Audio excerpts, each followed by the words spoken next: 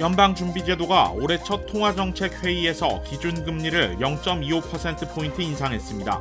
1년여 만에 최소폭 인상인데 그래도 금리 인상 기조는 계속 이어질 거란 전망입니다. 조 바이든 행정부가 신용카드 연체 수수료 등 과도한 소비자 전가 비용을 내리라고 관련 기업을 압박하고 나섰습니다. 천연가스 급등으로 지난달 크게 올라갔던 가스요금이 이번 달에는 상대적으로 많이 내려갈 전망입니다. LA 한인타운 인근에서 도난 차량 용의자들이 경찰과 추격전을 벌이다 다른 차량과 충돌해 2명이 사망했습니다. 태미 킴 어바인 부시장이 내년 시장 선거 출마를 공식 선언했습니다. 당선되면 세 번째 한인 어바인 시장이 됩니다.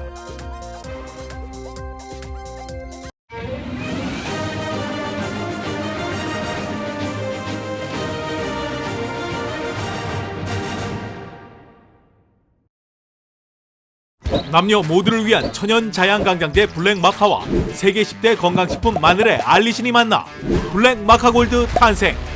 전립선 비대증, 골다공증, 생리통, 빈혈 등 성인에게 꼭 필요한 필수 아미노산 비타민이 함유돼 스트레스, 만성피로와 무기력증, 남녀 갱년기 완화 등 효과 만점. 늘 피곤한 당신을 위한 슈퍼 활력 푸드. 남녀 모두 파워업. 지금 10만이 장석훈의 천종산삼에서 만나보세요. 시청자 여러분 안녕하십니까? KBS 아메리카 뉴스입니다. 연방준비제도가 올해 첫 통화정책회의에서 기준금리를 0.25%포인트 인상했습니다. 1년 만에 최소폭의 인상입니다. 한보경 기자가 취재했습니다. 미국 연방준비제도가 예상대로 기준금리를 0.25%포인트 인상하면서 미국 기준금리는 4.5에서 4.75% 구간으로 올라갔습니다. 1년 만에 최소폭으로 금리를 올리면서 연준이 일단 금리 인상 보폭을 줄이겠다는 의지는 확실히 내보인 셈입니다. 아직 멀었다고는 하지만 물가 상승률 둔화세가 뚜렷해지고 있고 지난해 강도 높게 이뤄진 금리 인상의 정책 효과를 살펴봐가면서 하겠다는 의미이기도 합니다. 그러면서도 제롬 파월 연준 의장은 물가는 여전히 너무 높은 수준이라며 금리 인상 기조는 계속 유지될 거라고 밝혔습니다. We continue to anticipate that ongoing increases will be appropriate in order to attain a stance of monetary policy that is sufficiently restrictive to return inflation to 2% over time. 이제 관심은 연준이 언제부터 금리를 동결할지 그리고 올해 안에 과연 금리 인하에 돌입할지 여부에 쏠리고 있습니다. 지난해 12월 회의에서 연준이 올해 최종금리를 5%에서 5.25% 구간을 제시한 상태이기 때문에 다음 달인 3월 회의에서 0.25%포인트 정도는 한 번 더 올릴 거란 전망이 우세합니다. 파월 의장은 최종금리가 어디까지 갈지는 매우 불확실한 상황이며 연내 금리 인하는 없을 거라고 덧붙였습니다. 이와 함께 현재 미국 경제 상황은 우려될 만한 경기 위축이나 실업률이 큰 폭으로 상승하는 일 없이도 물가가 안정되는 게 가능할 거라면서 미국 경제는 연착륙이 가능하다고도 덧붙였습니다. 파월 의장의 연내 금리 인하는 없다는 발언에도 불구하고 뉴욕 증시 주요 지수는 연준이 곧 금리 인상 작업을 마무리할 거란 기대감이 커지면서 모두 상승 마감했습니다. 기대 심리로 움직이는 시장은 늘 앞서가기 마련이지만 잘못된 방향으로 앞서가는 경우도 물론 적지는 않습니다. 뉴욕에서 KBS 뉴스 한보경입니다. 바이든 행정부가 신용카드 연체 수수료 등 과도한 비용을 내리라는 압박에 나섰습니다. 보도에 김경일 기자입니다. 오늘 백악관은 일반적인 신용카드 연체료를 현재 약 $30에서 $8로 줄이는 규정을 발표했습니다. 백악관은 이 조치가 시행되면 현재 $120억 달러에 신용카드 연체 수수료 부담이 $30억, 90억 줄어들 것으로 추산했습니다. 이 밖에 수수료 인하 대상은 온라인 콘서트와 스포츠 이벤트, 엔터테인먼트 수수료, TV나 전화, 인터넷 서비스 조기 해지 수수료 등이 포함됐습니다. 또 어린 자녀와 동승하려는 항공사 좌석 수수료도 대상입니다. 백악관은 규칙 제정 절차를 포함한 정부 조치보다 의회 입법이 빠를 수 있다며 관련 법안을 통과시켜달라고 의회에 촉구했습니다. 또 백악관은 통신정보관리청이 현 모바일 앱스토어 생태계의 경쟁 장벽을 평가하는 보고서를 발표하도록 하는 조치도 내놨습니다. 애플과 구글을 겨냥한 보고서엔 앱 개발자가 대기업과 경쟁에서 평등하게 하고 소비자에게 더 많은 권한을 주기 위한 권고사항이 포함됐습니다. 바이든 행정부는 지난해 항공사의 숨은 수수료 전면 공개와 주유소와 은행 등의 소비자 비용을 줄이라고 촉구한 데 이은 고물가 시대 소비자 요금 인하를 위한 두 번째 규정을 내놓은 것입니다. 바이든 대통령이 소비자 요금에 대한 불필요한 수수료 인하를 연이어 촉구하는 것은 대선 재출마 선언 시기를 저울질하는 상황과도 맞물려 있다는 분석입니다. 바이든 대통령은 당초 이달 출마를 선언할 것으로 알려졌지만 기밀문서 유출 파문으로 시기를 늦추고 있다는 관측이 나오고 있습니다. KBS 뉴스 김경일입니다. 크게 올라버린 가스요금 고지서에 놀라신 분들 많을 겁니다. 남가주 가스컴퍼니가 이달 인하된 요금 고지서를 발송할 계획이라고 밝혔습니다. 남가주 가스컴퍼니는 이달 부과될 가스요금이 지난달보다 크게 내려갈 것이라고 밝혔습니다. 전달과 비교해 68% 정도 인하될 예정인데 이는 천연가스 요금이 내린 데 따른 것으로 전해졌습니다. 지난달 300달러의 요금을 납부한 사용자의 경우 이달 135달러 정도의 요금이 부과될 것으로 예상됩니다. 요금 인하는 주거용과 상업용 건물 등에 고루 적용됩니다. 지난달 남가주 가스컴퍼니는 천연가스 도매 가격이 300% 이상 급등해 불가피하게 요금 인상을 단행했다고 밝혔습니다. 실제 고지서를 받은 소비자들은 100% 이상 오른 요금을 지불해야 했고 이에 따른 불만도 상당했습니다. 하지만 이달 요금 인하에도 불구하고 소비자들은 전년도 같은 기간보다 여전히 높은 요금을 지불해야 할 것으로 보입니다. LA 한인타운 인근에서 차량 추격전이 발생해 2명이 사망했습니다. LA 경찰국은 어제 저녁 7시 50분쯤 LA 한인타운 동쪽에 자리한 알바라도와 올림픽 교차점에서 트럭이 절도됐다는 신고를 접수받고 현장에 출동했다고 밝혔습니다. 경찰은 피해 현장 인근에서 용의자가 훔친 것으로 추정되는 도요타 타코마 트럭을 발견했습니다. 추격을 시작하자 이 트럭은 속도를 올려 도주하기 시작했고 파노라마 시티에서 혼다 시빅 차량과 충돌한 뒤에야 멈춰섰습니다.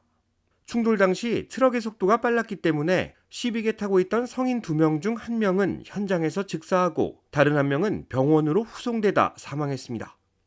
경찰은 용의자들 가운데 1명이 사고 직후 다량의 마약을 섭취한 것으로 보인다고 전했습니다.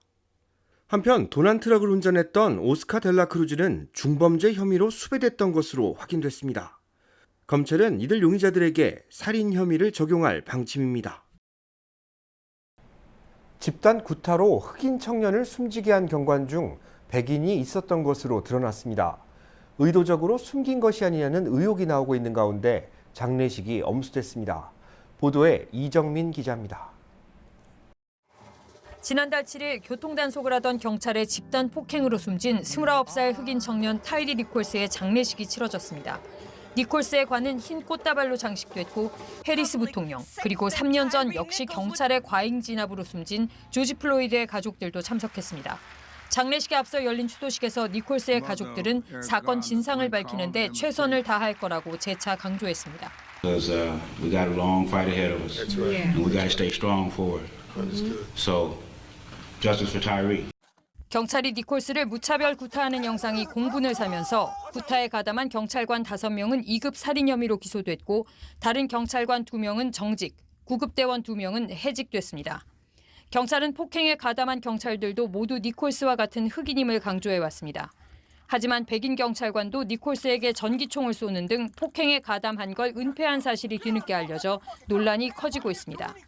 경찰이 유독 거칠게 진압하는 대상의 80% 이상이 흑인이라는 통계도 보고됐는데 때문에 인권단체 등은 경찰 개혁이 입법으로 이어져야 한다고 강하게 요구하고 있습니다. We are here to establish and proclaim that we are going to continue to fight this fight around police brutality and killing until we get federal laws changed. 경찰의 무분별한 폭력을 규탄하는 시위도 미국 전역에서 이어지고 있습니다. 미국에서는 우범 지역을 대상으로 경찰의 과도한 무력 진압을 용인하는 경찰 문화에 근본적 개선이 필요하다는 지적이 나옵니다. 워싱턴에서 KBS 뉴스 이정민입니다. 뺑소니 사고를 일으킨 혐의로 복역 중인 한인 수용자가 가석방될 전망입니다. 뉴욕포스트는 지난 1985년 컬럼비아대에 재학 중인 중국계 학생을 치고 달아난 신영숙 씨가 가석방될 예정이라고 보도했습니다. 사건 당시 21살이었던 신 씨는 한국인 학생들을 괴롭히던 중국계 갱단 화이트 타이거 조직원들을 살해할 목적으로 차를 타고 중국계 학생들에게 돌진했고 사고로 1명이 사망하고 4명이 부상을 입기도 했습니다. 신 씨는 21년 동안 필리핀과 캐나다를 떠돌며 경찰의 추적을 피해오다 지난 2006년 뉴욕에서 체포돼 2급 살인 혐의로 종신형을 선고받았습니다. 가석방위원회는 지난 4일 신 씨의 범죄 이력과 사회 복귀 가능성을 검토한 후 오는 4월 30일 가석방을 승인했습니다. 신 씨는 올해 58살의 나이로 다시 사회에 복귀할 예정입니다. 연방수사국이 바이든 대통령의 델라웨어 별장에 대해 수색을 펼쳤습니다. 하지만 추가로 발견된 문건은 없었습니다. KBTV 김은지 기자입니다. FBI는 오늘 바이든 대통령의 델라웨어주 레호보스 별장을 약 3시간 30분가량 수색했지만 기밀 문건을 추가로 발견하지 못했다고 바이든 대통령의 개인 변호사인 밥 바우어가 성명에서 밝혔습니다. 대신 FBI는 바이든 대통령의 부통령 시절과 관련된 필사 노트와 일부 기타 자료를 검토 작업하기 위해 가져간 것으로 알려졌습니다. 밥 바우어 변호사는 FBI의 수색 중에도 성명을 내고 법무부 표준 절차에 따라 운영상 보안과 무결성을 위해 사전 공지 없이 작업을 수행하고 있다며 수색 사실을 공개하고 전적으로 지원 및 협조 의사를 강조했습니다. 수사당국의 바이든 대통령 기밀문건 반출 사건 관련 수색은 이번이 3번째입니다. 앞서 FBI는 워싱턴 DC에 있는 바이든 대통령의 개인 사무실인 펜 바이든 센터와 델라웨어 윌밍턴의 사저에 대해 수색한 바 있습니다. 다만 바이든 대통령이 이번 수사에 적극적으로 협조하겠다고 한 만큼 모든 수색은 영장 없이 바이든 대통령 측의 협조하에 이루어졌습니다. 바이든 대통령의 기밀 문건 반출 사건은 작년 11월 중간선거 직전 펜 바이든 센터에서 바이든 대통령의 부통령 시절 기밀 문건이 발견됐다는 미 언론의 지난달 초 보도로 처음 알려지게 됐습니다. 백악관은 해당 사실을 인정하면서 당국의 수사에 협조하겠다는 뜻을 밝혔고 이후 윌밍턴 자택에 대한 13시간의 수색 과정에 기밀 문건이 추가로 발견됐습니다. 파문이 커지자 법무부는 한국계인 로버트 허 전 연방지검장을 특별검사로 임명해 독자 수사를 맡겼고 그는 이번 주에 공식 수사에 들어간다고 AP통신이 전했습니다. 한편 미국에선 도널드 트럼프 전 대통령과 마이크 펜스 전 부통령 집에서도 기밀 문건이 발견되면서 정부의 기밀 문건 관리 시스템의 적절성 여부가 도마 위에 오른 상태입니다. KBTV 뉴스 김은지입니다. 캘리포니아주에서 EBT 사기 범죄가 크게 늘고 있는 것으로 집계됐습니다. LA 경찰국에 따르면 EBT 사기 범죄는 조직적으로 벌어지고 있습니다. 용의자들이 저소득층을 대상으로 발급되는 EBT 카드의 정확한 입금 날짜와 시간을 알고 있는 등 지능적인 수법을 사용하고 있는 겁니다. 경찰 조사 결과 이들 용의자들은 피해자들의 EBT 카드를 복사해 ATM 앞에서 대기한 뒤 주정부가 입금하는 즉시 현금을 인출하고 있습니다. 피해자들이 카드를 사용하려 시도할 때 잔액이 표시되지 않는 이유입니다. LA 경찰국은 지난해 8월 이후에만 5,000건 이상의 EBT 카드 사기 신고가 접수됐으며 이를 조사 중에 있다고 밝혔습니다. 그러면서 지역 범죄 조직은 물론 국제 범죄 조직까지 범행에 가담하고 있다고 전했습니다. 캘리포니아주 사회복지국은 지난 2021년 7월 관련 피해액은 9만 2천여 달러 수준이었지만 지난해 8월에는 피해액이 400만 달러 이상으로 43배가량 급증했다고 밝혔습니다. 경찰은 관련 용의자들이 카드 정보를 불법 복제하는 스키밍 기기를 사용하고 있다고 밝혔습니다. 때문에 카드 복제가 어려운 비접촉 방식으로 결제할 것과 비밀번호를 입력할 때 손으로 가려야 한다고 강조했습니다. 한국 정부가 매각 위기에 처했던 LA 흥사단 단소를 매입했습니다. 미주 독립운동의 거점으로 활용된 흥사단 옛 본부 건물은 향후 미주 독립운동 사적지로 활용될 예정입니다.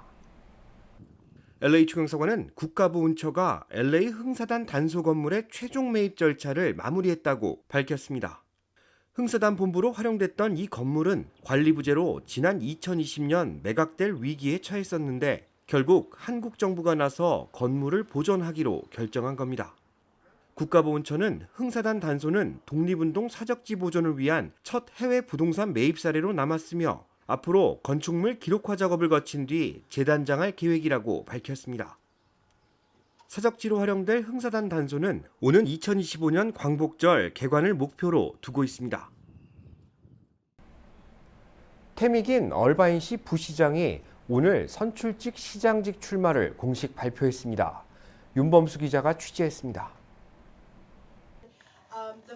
오렌지 카운티 어바인시에서 한인 정치인이 시장직에 도전을 선언했습니다. 태미킴 현 어바인 부시장이 내년 선거에서 당선될 경우 미국 내 최초로 한 도시 3명의 한인 시장이 탄생함과 동시에 주요 100대 도시 최초의 한인 여성 직선 시장이라는 타이틀을 갖게 됩니다. 얼바인시에선 2명의 한인 시장이 배출된 바 있습니다. 선거 지형은 이전과는 많이 달라졌습니다. 교육의 도시, 가장 안전한 도시에서 나아가 IT 산업을 기반으로 캘리포니아주에서 가장 빠르게 성장한 도시가 된 만큼 가가호호 방문에 주력했던 이전과는 다른 전략이 필요합니다. The city has doubled since the time of Kang Seok-hee and Choi Sok-ho. So is our challenges. And I'll make every effort to use strategic vision and innovative thinking to ensure that we're meeting the challenges of a 21st century global economy. 태미킴 부시장의 경쟁 상대로는 30년간 시의원과 시장을 번갈아 역임한 레리 에그런 현 어바인 시의원이 꼽힙니다. 앞서 지난 2020년 시의원 선거 당시 태미킴 후보가 에그런 후보를 6천여 표 차로 제치며 1위로 당선된 바 있습니다. 등록 유권자 15만 2천여 명 가운데 한인 유권자는 1만 1천여 명입니다. 한인 외에도 전체 57%에 달하는 외국 출생 이민계 유권자, 50%를 넘어선 아시안 유권자들을 위한 캠페인도 함께 펼쳐야만 승산이 있습니다.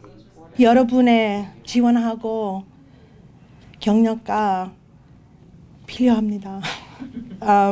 힘 많이 주세요. 시의원 재선에 성공한 이래 지난 12월부터 부시장을 역임하고 있는 태미킴 부시장은 재임 기간 한국어와 한국문화 진흥을 위한 어바인 세종학당 설립에 기여한 바 있습니다. KBS 뉴스 윤범수입니다. 임신 중 커피를 마실 경우 태아 성장에 심각한 지장을 줄 수 있다는 연구 결과가 나왔습니다. 의사협회지에 임신 중 커피를 마실 경우 자녀 성장에 무리가 있을 수 있다는 논문이 최근 발표됐습니다. 논문의 저자는 건강한 산모 788명을 대상으로 조사를 벌여 임신 중 산모가 얼마나 커피를 마셨는지 분석했는데 이들 자녀의 키와 체중을 8년간 관찰한 뒤 임신 중 커피 복용이 태아 신체에 미치는 영향이 있다고 주장했습니다. 임신 중 매일 한 잔 반 이상의 커피를 마신 산모는 커피를 마시지 않은 산모가 출산한 아이들에 비해 키가 1.5cm 작다는 결과가 나왔는데 체중에는 큰 차이가 없었습니다. 미국 여성의 89%가 하루 평균 한 잔 반 정도의 커피를 마시고 있는데 임신 후에도 같은 습관을 유지할 경우 자녀들의 성장에 문제가 발생할 수 있다는 겁니다. 의학계에 따르면 카페인은 태반을 쉽게 통과하고 태내에서 대사되지 않는 특징이 있어 태아에 영향을 줄 수 있다고 합니다. 지난 1984년 LA 올림픽에서 은메달을 획득한 농구 스타 김영희 씨가 향년 60세를 일기로 별세했습니다. 숭여고 출신의 고 김영희 씨는 200cm가 넘는 키를 보유한 최장신 센터로 유명합니다. 지난 1982년 뉴델리 아시안게임 국가대표로 출전했고 지난 1984년 LA 올림픽에서는 은메달을 획득했습니다. 지난 1987년에는 이른바 거인병으로 불리는 말단 비대증 판정을 받고 투병 생활을 이어갔습니다. 말단 비대증은 성장 호르몬이 과잉 분비되면서 발생하는 병입니다. 뼈가 성장하며 다른 조직들까지 커지는데 고 김영희 씨처럼 다른 합병증과 겹쳐 발생하는 경우도 많습니다. 고인은 지난 2021년 유튜브 근황올림픽 채널에 출연해 투병 사실을 전했고 힘들었던 지난 과거를 회상했습니다. 고인은 힘든 상황 가운데 장애인 봉사를 이어가며 상처받은 마음을 치유해왔던 것으로 전해졌습니다. 고 김영희 씨의 사망 소식이 전해지며 한국 여자 프로농구 소속 구단들은 깊은 애도의 뜻을 밝혔습니다. 이메일로 해고 통보를 하는 기업들이 늘고 있습니다. 해고는 미국에서 늘 발생하는 일이지만 이메일이나 문자로 하는 것은 그동안 금기시되어 왔습니다. KBTV 전상희 기자입니다.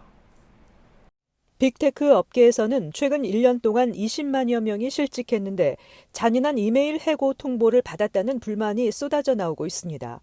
직원들이 해고 통보만큼은 대면 방식으로 해야 한다는 것입니다.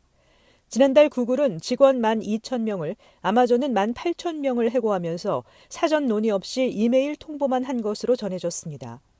구글에서 20년 일했다는 한 엔지니어는 월스트리트저널 인터뷰에서 새벽 5시 반에 개인 이메일로 해고 통지서가 와 피싱인 줄 알았는데 회사 이메일에 접속하니 차단돼 있더라고 토로했습니다. 지금까지는 통보를 이메일이나 문자로 하는 것은 금기시 되어 왔지만 팬데믹 이후 원격 근무가 확산하고 채용도 온라인으로 하는 경우가 급증하자 기업으로서는 채용처럼 해고도 온라인으로 하는 것이 문제될 것이 없다는 분위기입니다. 대규모 감원 시 일일이 면담 일정을 잡기 어렵고 기술, 금융계에서는 해고당한 직원이 회사 기밀 유출 등 보복을 하지 않도록 해고와 동시에 사내 시스템에 접근하지 못하게 기습적인 이메일 통보를 할 수밖에 없다는 것입니다. 최근 여론조사에서 미 근로자의 67%는 해고 통보만큼은 직접 만나서 얼굴을 보고 해야 한다고 답했습니다. 뉴욕타임즈의 한 컬럼니스트는 이별 방식은 사람의 기억에 평생 남는다며 사람을 일회용품 취급한다는 말이 나오면 해당 기업의 평판은 나빠질 수밖에 없다며 기업들이 이메일 해고 통보에 의존하는 것은 위험하다고 지적했습니다. KBTV 뉴스 전상입니다. 지난해 한국인의 1인당 명품 소비액이 325달러로 세계 1위로 나타났습니다. 모건 스탠리 보고서에 따르면 지난해 한국인의 1인당 명품 소비액은 325달러로 미국의 280달러나 중국의 55달러 등을 제치고 세계 1위인 것으로 집계됐습니다. 지난해 이탈리아의 한국 수출액은 2021년보다 4.4% 증가했는데 수출액 상위 5개 품목 가운데 가죽 제품이 1위, 신발이 2위, 의류가 4위, 보석류 5위 등 패션 관련 상품이 대부분이었습니다. 이 같은 추세 속에 명품 브랜드들은 K-팝 스타를 자사 브랜드 홍보대사로 임명하는 등 브랜드 영향력 강화에 집중하고 있습니다. 자주 붙는 느낌, 소화가 안 되는 느낌, 그게 바로 몸속에 노폐물이 쌓였다는 신호. 이럴 땐 바로큐 95를 추천해드립니다. 파인애플 추출물인 브로멜라인 천연 효소가 함유되어 있어 단백질 분해 작용에 탁월. 우리 몸에 꼭 필요한 병풀 추출물까지, 거기다 맛까지 이제 마음껏 먹고 건강하고 슬림한 몸을 가꾸세요.